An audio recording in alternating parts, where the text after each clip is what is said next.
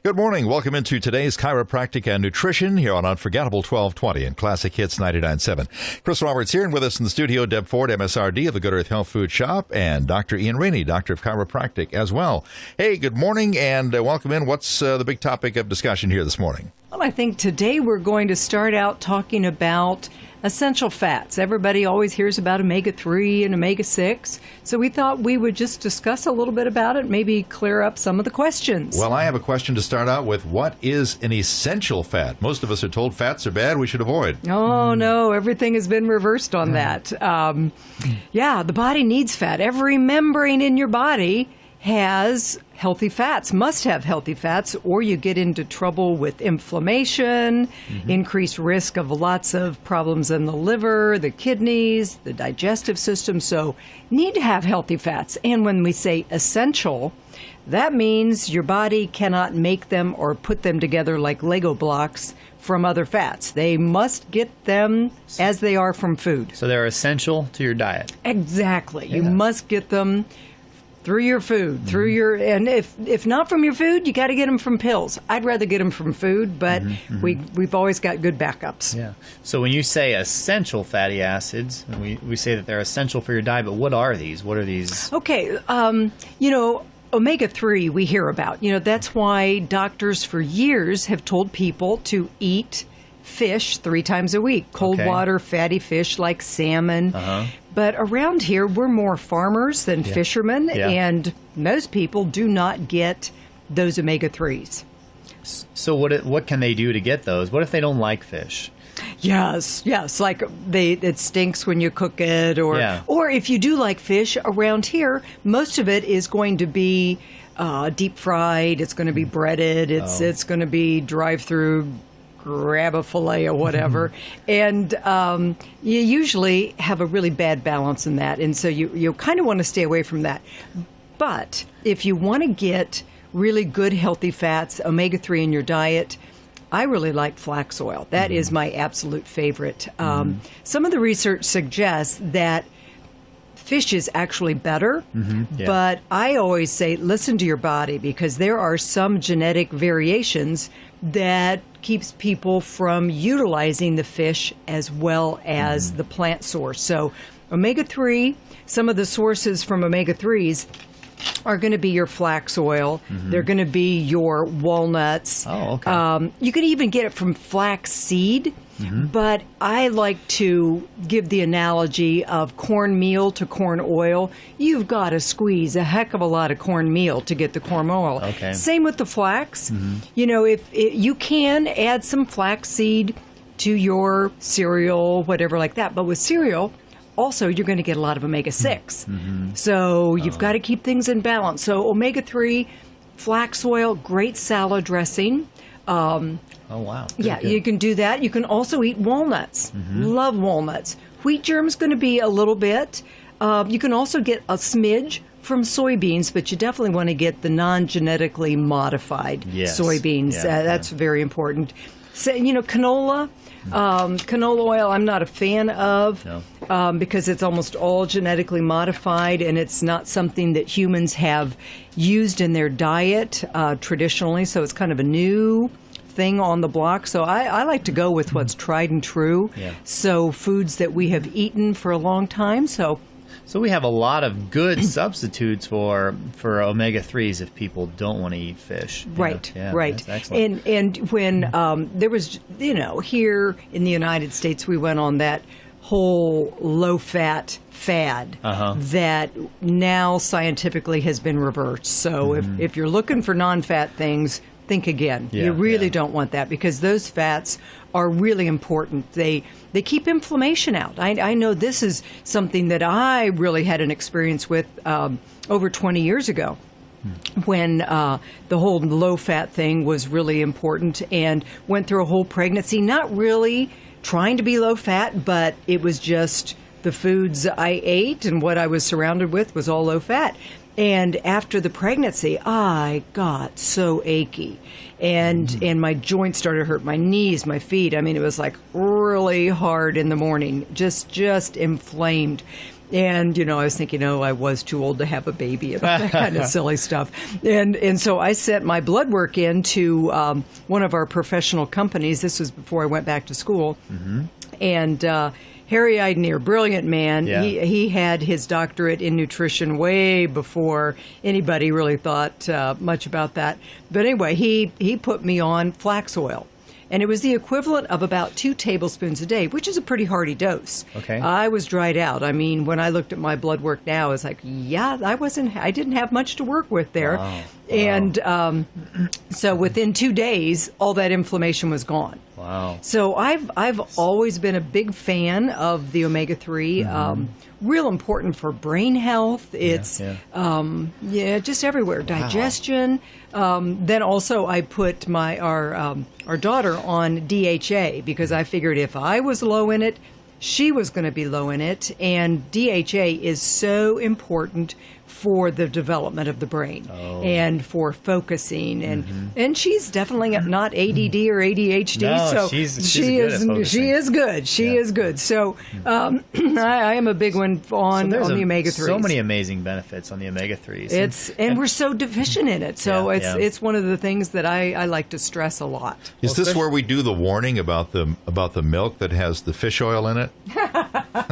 Go ahead. Is there milk that has fish oil? Yeah. Really? Yeah. What is it? DHA. Yeah. Okay. So if you get that milk, and I did, it's great. I mean, you drink it and you don't taste it, but if you heat it up, and try to add it to something when it's heated up, like to tomato soup or something like that, you better like fish because it's gonna make your tomato soup taste like clam chowder. Well, yeah, and Really? you think, something's wrong here, something's wrong, and you throw it out, you taste the milk, and start all over again. So you just kind of have to be aware of that if you get the DHA, and see that's what they're fortifying a lot of the milk now with DHA because it's so essential for children's brains. And the United States was way behind on this. Europe would supplement the baby formula with DHA, which is part of the healthy fat of omega-3.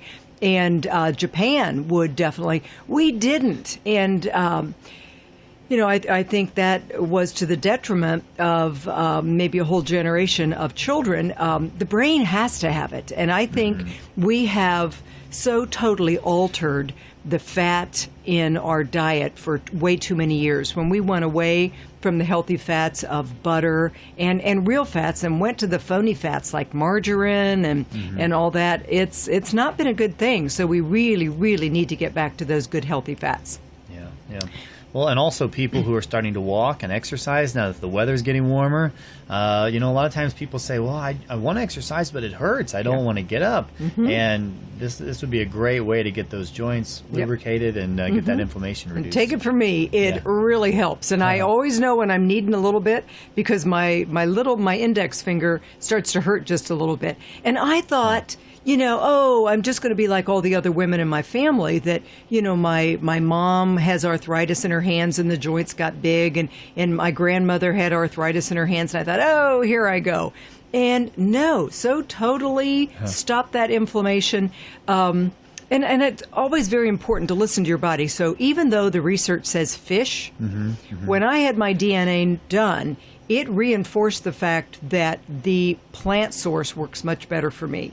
When I would switch over to fish oil capsules, that little finger would start talking to me again. Wow. So food sources, the best way I like to get the flax oil for your source of omega-3 is as a salad dressing. Yeah. You can just pour that on your salad.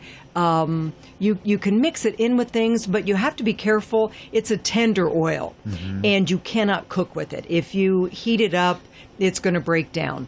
You also have to be real sure it's fresh. There is, on the label, you want to pay particular attention to the expiration date. You want to keep it refrigerated because after oils are pressed, just like with nuts, just like with butter, but more so with the omega-3 ones, they will tend to spoil. And the last thing you want to do is take in rancid fats. So keeping it refrigerated, watching out for that expiration date. And if you ever think it tastes a little funny, pitch it, get a fresh one. You don't want to take any chances. Wow. Oh, great information. Yeah, and same with flax meal. You know, when you get it, it probably is not refrigerated. So you've got to know that they package it so there's no oxygen in there, so it won't spoil. As soon as you open it up, then that degrading is going to start taking place. Yeah. So you want to keep it either in the freezer after you open it or the refrigerator. Yeah, you can taste that. If that fat's gone rancid, you can really taste it. A lot of people don't know what rancid fat tastes like. So it's a distinct flavor. So if it smells funny, tastes a little funny, that's probably any change is not normal. Yeah, good. So what about the omega-6 fatty acids? What are those important for? Well, omega-6 and omega-3 kind of have to be in balance. Okay. Right. So Americans have gotten an abundance of omega-6. Omega-6, you know, the whole corn oil, safflower oil, sunflower oil, sesame, all those are huge omega-6. Okay. That has been plentiful in our diet for generations. Also, most meats are going to be high in omega-6, but all grains are high in omega-6. Okay. So they are also, if you get them out of balance with the omega-3, that really exaggerates the inflammation. Okay. Yeah. So you know, I'm not a big one on omega-6. We've got plenty of that. But you do need to think about balance, and you don't want to overdo and underdo. But one exception to that is going to be an omega-6 fat that is called GLA, which is the gamma-linoleic acid, linolenic acid. Okay. And that's anti-inflammatory. Oh, it's the one that is actually anti-inflammatory. Good. Okay. So somebody who has a high ratio of omega-6s, or they're eating a lot of fried foods and things like that, they're going to have a lot of swelling. Or if you're just an American that has not had a whole lot of fish. Yeah. Well, and then, you know, with fish, boy, oh boy, I've done a lot of research on fish this week. Oh my goodness. You know, what kind of fish are you eating? Oh, wow. Fish is so contaminated with arsenic, it's not funny. Yeah. You know, and they farm fish now because there's no way they can keep up with the demand for seafood. We're all told to eat a lot of seafood, so there's a lot of farming of fish that's taken place. And just with, you know, how we cram all the cows into these mega farms and how we cram all the chicken into these mega farms, they're doing the same thing with fish. And so then they have problems with infection and parasites and because they are on the bottom of the ocean, you're getting a lot of the arsenic that they're taking up. Arsenic is carcinogenic, so you're really it's hard to get fresh, good, healthy fish. And where you're going to getting pay for it too. When you buy good wild, you know, Alaskan. You want to get it ocean caught. You don't want it to be in cages and things like that. I don't know. I mean, there's got to be a way to figure out how you're going to get good, fresh, clean fish. You know, but anytime anybody's interested in a business, raising fish in a fish farm, they're going to look for economy of scale. They're going to look for lots of ways to create as much product for as little input costs as possible. And if those people aren't doing it in an somewhat altruistic fashion in order to provide good quality food, then you're going to get what comes along with it. And this is a real opportunity. And in fact, Mexico is subsidizing some of the fish farming that's done way out in the ocean. So you get all of the, you know, the toxins and the waste product from the fish that are in open wide nets and cages, so you get a dilution of all this. Mexico is absolutely actually subsidizing some of the good, healthy farm fishing.